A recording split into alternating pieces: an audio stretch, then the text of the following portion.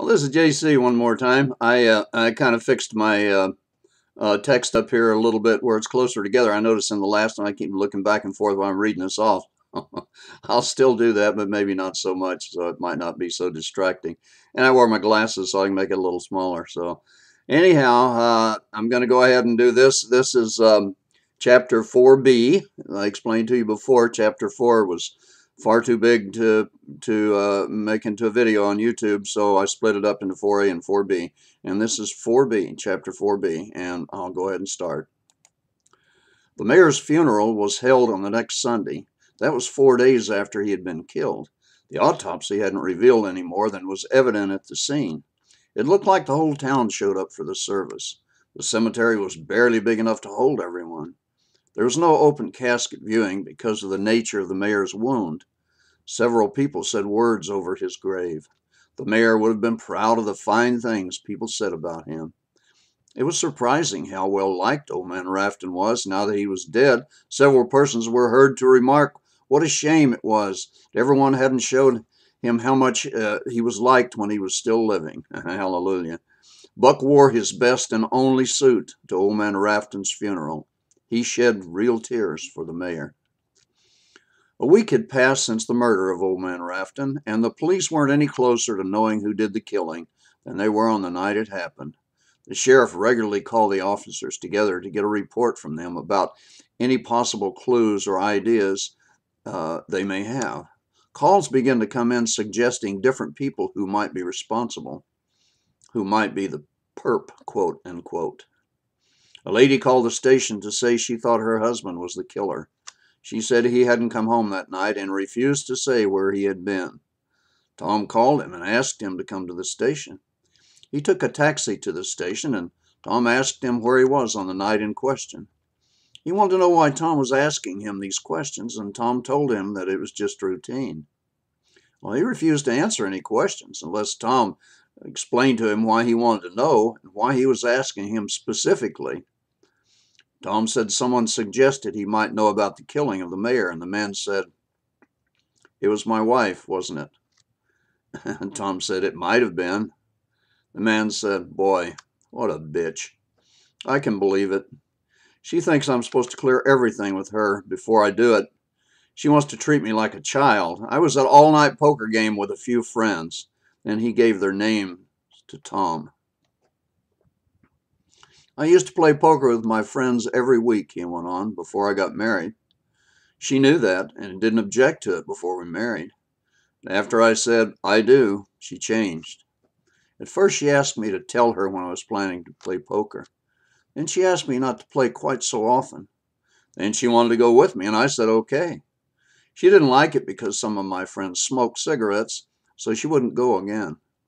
Then she said I shouldn't play at all. It was too expensive, and if we ever had children, it would set a bad example for them. I stopped going for a while. Then I thought, what the hell? I need some kind of entertainment. We never went anywhere because she said we couldn't afford it.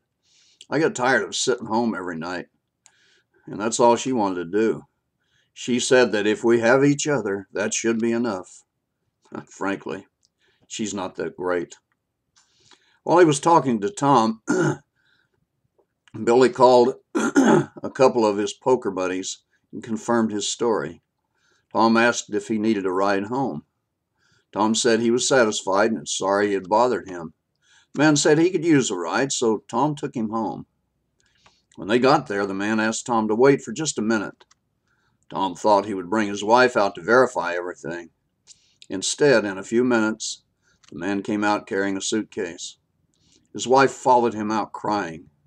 The man didn't look back. He asked Tom to take him to the bus station. Tom said all right, he would. And on the way, the man told Tom that his brother owned a store in another town, and he thought working in a hardware store would be more satisfying than being married to his wife. Tom let him out at the bus station and went back to the police station. When he walked in, Billy asked him what had happened. Tom said, "Not much." And he sat at his desk, grinning. For the next week or so, more calls came in with clues, quote, end quote. They were all checked out and found to be false. One small voice said the killer was a math teacher who worked at the local grammar school. Ann took the call. When the small voice made the accusation, Ann said, "How old are you?" The voice said, 20. 20. Ann asked, "Are you nervous?" The voice said, "Yes." Ann asked why, and the voice said she had never done anything like this before. Ann asked the voice if she knew she could be arrested for making a false statement to a police officer. The voice hung up. At 1 p.m., Ann walked into the station. Billy was sitting at his desk scribbling on a sheet of paper. Ann asked if anything interesting had happened while she had been out to lunch. I should have put up here. The voice hung up. Then Ann went to lunch. Then at 1 p.m., Ann walked back into the station. Billy was sitting at his desk scribbling on a sheet of paper. Excuse me if I edit my own story. Ann asked if anything interesting had happened while she had been out to lunch. Billy said, "There was some kind of screwball who called me a few minutes ago. What a yo-yo." Ann asked what he had said, and Billy told her. "He spoke so softly I could barely hear what he was saying." "What did he say?" asked Ann. "He said he could tell me who killed the mayor." I believed him at first. Then he went off on some sort of astro something or other. He got signals from something or someone. I couldn't tell which he meant, something or someone. I asked him who he was, and he said he couldn't tell me that. I asked him how we could communicate if I didn't know who he was. He said it has to be a secret, and you can't tell anyone ever. He sounded like a dingbat, and I said, "Hold on, I'll be right back." And I asked Mel to check and see where this call was coming from. When I went back to the phone, he had hung up. "Where did the call come from?" asked Ann. "Phone booth over in Fowler," said Billy. Then Ann was strangely quiet for several minutes. And she asked Billy if he had told anyone else about the call, and he said no, he hadn't. Ann said, "Would you like to have a cup of coffee?" Billy did a double take. He couldn't believe he had heard right. "What?" he asked. "You mean with you now? With you?" "Yes, with me, right now, with me," she said. Billy called over his shoulder to Mel. "Mel, cover for me for a while." Mel said, "I'll try to handle it until you get back. We're so busy." Billy followed Ann to her car and got in the passenger side. "When did you get interested in me?" he asked. She said, "When I heard about the call you got." "He was a yo-yo," Billy said. Ann turned off onto a side street and pulled down 2 blocks to where there were no houses and stopped. Billy, looking puzzled, waited to see what was about to happen. After a second, he asked, "Why are we stopping here?" Ann studied him for a moment and said, "Billy, I need to get a promise from you." Billy asked, "What kind of promise?"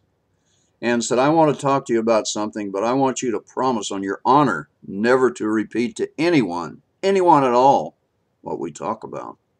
Billy said, "What are we talking about?" "Unless you make me that promise, we aren't talking about anything," replied Ann. "All right," said Billy, "I guess I promise." Ann reddened and started the car. "What are you doing?" asked Billy. "I thought we were going to talk." "I didn't ask for any, I guess, bullshit from you," said Ann.